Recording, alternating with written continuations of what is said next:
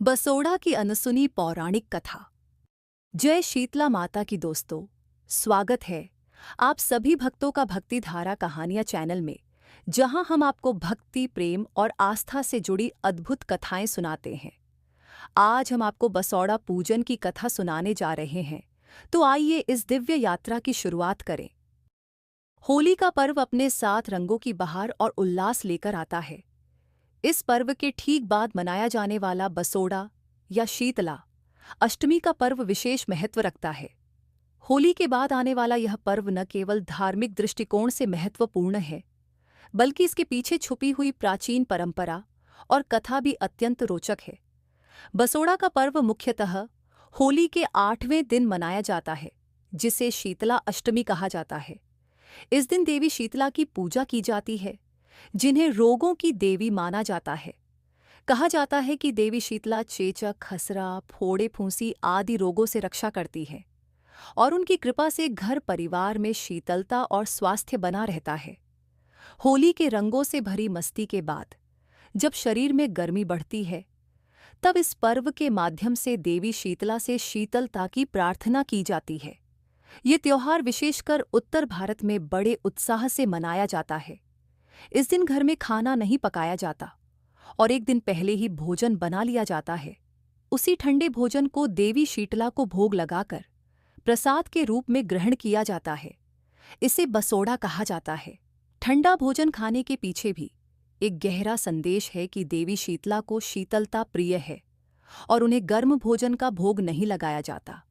इस पर्व के साथ एक प्राचीन कथा भी जुड़ी हुई है। कहा जाता है कि एक गांव में एक महिला रहती थी जो अत्यंत भक्तिभाव से देवी शीतला की पूजा करती थी।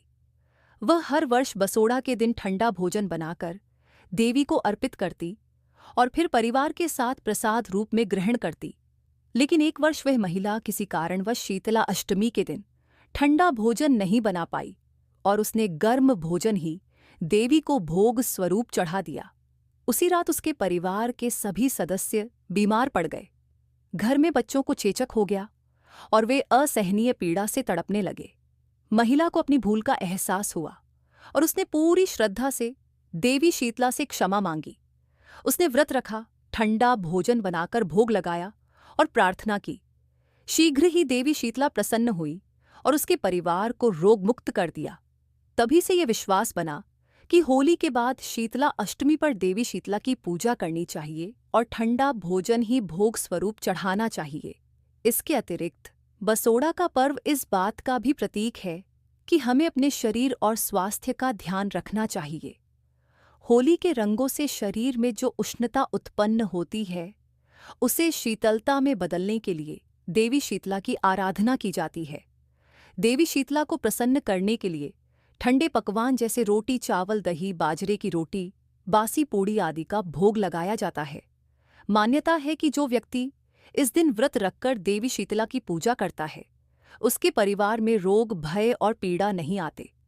बसोड़ा का पर्व हमें यह भी सिखाता है कि परंपराओं का पालन करते समय उनकी गहराई और महत्व को समझना चाहिए।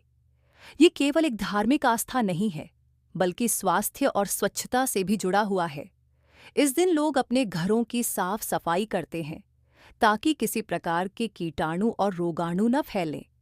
देवी शीतला की आराधना के माध्यम से हमें स्वच्छता और स्वास्थ्य का संदेश मिलता है। इस प्रकार होली के बाद मनाया जाने वाला बसोड़ा पर्व न केवल धार्मिक दृष्टिकोण से महत्वपूर्ण है, बल्कि इसमें छुपे हुए गहरे संदेश भी हैं। देवी शीतला की आराधना से जहां हमारे परिवार को स्वास्थ्य और शीतलता प्राप्त होती है, वहीं हमारी आस्था को भी बल मिलता है। इस पर्व के माध्यम से यह भी संदेश मिलता है कि हमें अपने परिजनों के स्वास्थ्य का ध्यान रखना चाहिए और परंपराओं का सम्मान करते हुए उनका पालन करना चाहिए। शीतला अष्टमी का यह पर्व हमें हमारी परंपराओं से जोड़ता है और हमारी धार्मिक आस्थाओं को प्रबल करता है।